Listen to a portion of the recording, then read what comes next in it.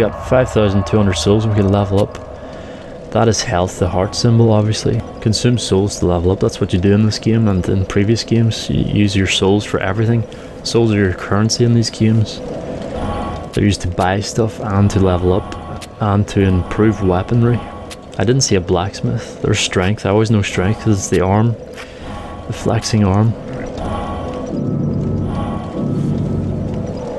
Should just stick to strength and endurance. Strength, endurance and vitality is what you want for a knight or a warrior. Sorry, this is a warrior.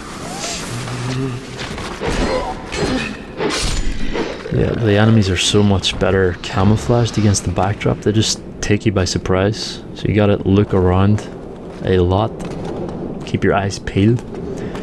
I have the brightness turned way up and it's still extremely dark, so I wouldn't like to have the darkness on default. Like, see his skin tone, it's the exact same as the rocks around him and the floor. Pretty crazy. So yeah, you can go one-handed or two-handed as in the previous games. You can use a sword and shield or two-hand your sword. You get more damage two-handing your sword or weapon. See that guy's in the dark and you can't see him. These are the assassins. Looks to be assassin types. And they're very hard to spot as well. That's a common theme. All enemies are hard to spot in this game. You got doors that just break like that. The physics engine seems to be improved as well, which is very nice. And see the lock on? With the lock on you can't actually... With the lock on it doesn't automatically hit the enemy. You have to actually direct your blows towards the enemy. You have to point your analog stick towards the enemy to make sure you hit them, because if you just blindly attack, it'll swing away from the enemy, or if they jump back, well, in previous titles you would have missed them anyway. But in this one you actually have to aim, so it'll increase the skill required to actually hit an enemy and hit people in PvP. You can't just lock on and then slash slash slash. You have to actually direct your attacks. So another one in vitality. We found another bonfire down here. I actually miss a ring up there, but I'll come back to get that later. And you can break barrels. The barrels and boxes and phases seem greatly improved, the look of them. I didn't realize this tree could be kicked down, so I'll come back to that later. But we're going to search this way for now. You can see it's a lot darker and just visually, in my opinion, greatly improved. Looks a lot more fluid. The animation is more fluid. There's less frames in the actual roll, so you're less invulnerable while you're rolling out of the way of an enemy. You don't have as many frames in the animation of the roll, but it looks smoother still. And it's a bit faster as far as I can tell. See that guy hiding behind a tree? Very hard to spot enemies in this game. And I nearly fell off the cliff there. So you want to be careful. You don't seem to as easily fall off cliffs either. You see the sparkly effect of the items? It's kind of blue. So I found the Zweihander, and that was present in the previous game, and it's much better than mine. It's an ultra great sword, and currently I was using a straight sword, which is has a faster attack speed but less damage. This has does huge damage, but it's very slow. So you can see the animation of the Zweihander has changed. It's got a thrust attack now, and the swing seems a lot heavier. It seems to have more weight to it. It actually explodes the area around it when you use it. These big guys are new too. They look like the Nemesis guys from Blighttown. Nearly got killed there. So you gotta be careful, they can take you out quite fast. Yeah, the Zweihander is a bit heavier and has a thrust attack now, which is good for keeping big enemies at bay. I didn't really use it here to its best effect, because because it is quite slow to actually execute it. That's the slow attack, the R2 attack.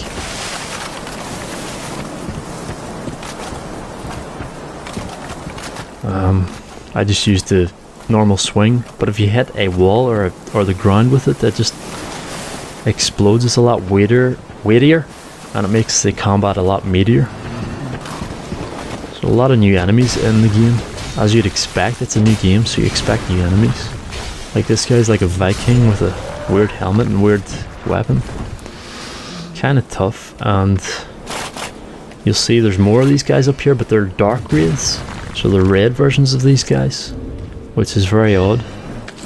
Don't know if that'll be present in the main game.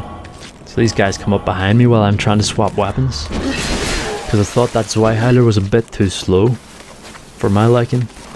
So I was thinking of going back to the straight sword here, which is a lot faster. I think I prefer faster weapons in this game, so you can get your attacks in faster. And the attacks obviously cost less stamina because it's a lighter weapon, so it's realistic in that aspect. So you'll see I go down here, there's another item. You see the glowy effect, it's kind of bluey now and has a lot more particles to it. It's a lot more detailed. See that guy? Didn't even see him. Totally camouflaged. The camouflage of the enemies is unreal. You don't even see them till they're right upon you. Like the human eye just can't see them. So good camouflage, it's really good. I don't think I've ever seen it done that well in a game. Enemies camouflage so well. It's obviously intended for making players panic and then run away into more enemies. That's how sadistic these games are. So I can see some items in here, but there's no way of getting in there from there. I'll come to that later. There's actually a, don't want to spoil it, but well, I'm going to anyway. There's a hole in the roof there. So yeah, I was running around here quite confused for a lot of this network test. I was playing this blind pretty much, which wasn't the best idea. Should have had a look at other people playing it before in the E3 demo and the network test previous to this one. This is the second or third. This was the third network test, but there was only 2 in Europe. It was a worldwide test. So I can't see anything in here, no pathways, so yeah, I'm just testing. There's no, I didn't find any illusory walls, which was kind of disappointing. I did try, I saw things that could have been illusory walls. Maybe they'll add them in the game, but I don't know if they were present in the beta version here, in the network test even. But I can tell you it plays very smoothly. And see these guys, you can't really get behind them unless they're attacking heavily like that. It's a lot harder to get behind enemies in this game. And with backstabs, they have 2 animations now, the preparatory backstab and the actual backstab itself, which makes it easier for enemies to get away from the backstab so they can jump back. If you're preparing a backstab, they can jump back out of it or roll away from it, which is going to be good for PvP, because then people won't be on a backstab fest, rolling behind you and then backstabbing. It's a lot easier to avoid that. So you'll see they pace with you, the enemy now paces with you. It seems to be much improved AI as well. They pace with you and strafe with you. See, I'm strafing here and he's strafing with me. So he's not allowing me to get behind him. It's a lot harder, but he did turn around there, which would have been an opportunity. You see the life gem explodes into little particles as well, which is a really nice effect. Kind of like in Demon Souls. I didn't play much of Demon Souls, but only about 2 hours. I actually recently bought it. First game I played was Dark Souls. This is my favourite game series now. I wish I'd found out about it sooner. See, there's currently a problem with the Dark Souls 2 game server on multiplayer. It's being investigated assiduously. We're sorry for the inconvenience and thank you for your patience. So they actually said later that there would be another additional test on the 10th of November because of this problem. So you couldn't summon people, you couldn't invade worlds for PvP, which really sucked. I wanted to test that out, especially when I was lost here, not knowing where to go. Didn't see any Firekeeper souls to increase Estus +1, +2, +3, +4. Basically reinforce your Estus flask. So obviously there's things they haven't put in the game yet, but I hope they do put those things in, because as you level up, the Estus becomes less and less useful because your health bar becomes bigger and bigger and bigger. The bigger your health bar becomes, the more useless the Estus becomes. At first it's like all your health, then it's like 3/4 of your health, then it's half your health, then it's 1/4 of your health. So you really need to reinforce it to make it more effective, like in previous games. I didn't come across any glitches, and it looks really polished for something that's 5 months off release. Obviously they haven't completed the whole game, that's why there's areas blocked off with rocks, and there's areas blocked off with a white fog that you can't pass through. Usually in Dark Souls you can pass through the white fog. That would either take you to a new area or a boss. See him coming behind me? Enemies are a lot smarter, and they seem to follow you for a lot greater distance than in the previous game. So Dark Souls 2 will be released on Xbox 360 and PS3 on the 14th of March in Europe, and on the 11th of March, 3 days before, in North America. PC release date will be soon after. There's no confirmed date yet. There's another big guy. These guys are tough. If they get you with 2 good heavy hits, you're pretty much dead. So you see the life gem there, it restores health over time, which is very useful. But not so useful there because I died. You see, when you die, you burst into green particles. I think that's very reminiscent of Demon's Souls. So they're kind of combining the 2 games, Dark Souls and Demon's Souls, to make a hopefully much improved game. And hopefully, well, Dark Souls was awesome, 9 out of 10 game, but there's always things that can be improved, and I think they have done that. The interface is a lot better, a lot clearer, and a lot easier to navigate, and much bigger. It's much bigger than the previous game's interface.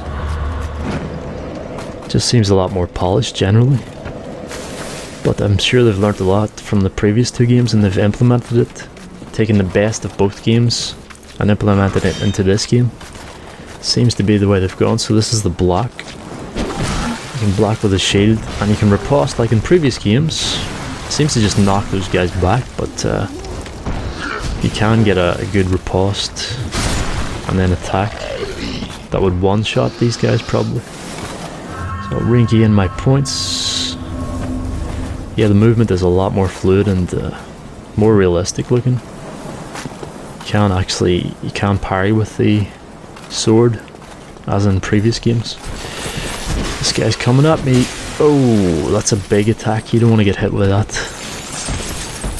Stop, drop and roll. From the look of the graphics, it's pushing the PS3 to its limits. The lighting is excellent, just subtle, and it works so well for emphasizing the beauty of the place. It's like a eerie and dark beauty, but beauty nevertheless. Don't know if they'll have humanities in the game when it's released, because in previous games you could get extra Estus flasks by reverse hollowing and then kindling. So you could get 10 flasks, then 15 flasks, and then 20 capped out at. See the radiant life gem he dropped? That's a better type of life gem, which restores more health over time than the ordinary life gem. I didn't really get to use those except when I was about to face the first boss, but that's much later on in this gameplay. So you see these ninjas, they really blend in with that grass around this area and the trees. The undead seem to blend in better with the walls, the rock and the floor, and the assassins hide near trees or in the grass as they blend in best with that. They also hide behind walls and like little buildings where you can't see around the corner, so they'll be hiding around the corner on you. So kind of a bit more unpredictable AI, which is better, makes it more enjoyable. You'll see them land pretending to be dead. You see that guy out there that was lying at the tree, and he was actually dead, couldn't be killed, not undead. You couldn't actually attack him because he was already dead.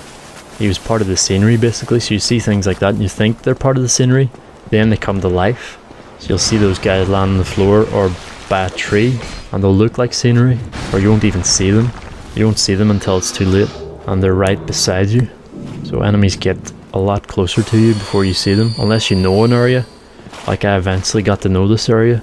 I don't know what that lever did, so I would know if I went back here what to expect with these guys. It's like any Dark Souls game, it's hard at first, but once you learn the game, then you can come back and do it on a harder difficulty, which is New Game Plus, and then New Game Plus Plus, New Game 7 Plus even, because you get more and more familiar with the game, so you know what to expect, and you know how to counter enemies' attacks, because it's all about learning patterns in these games, patterns of enemies' attacks, and how to counter those attacks, how they work, and the pattern to your own attacks. Like, every weapon has its own unique move set, and that's one of the most appealing things about this game. Like, this Zweihander has thrust and a massive heavy swing, whereas the short sword has a faster swing, so you can actually get stuck in.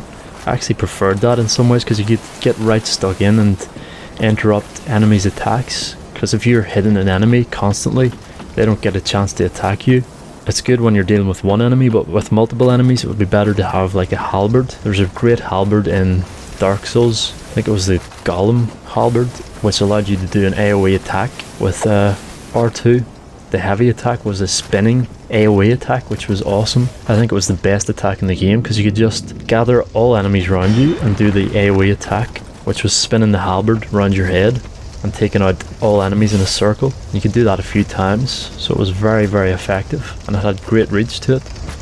So there's a prod attack and the spinning attack, which was a 360 cone of damage,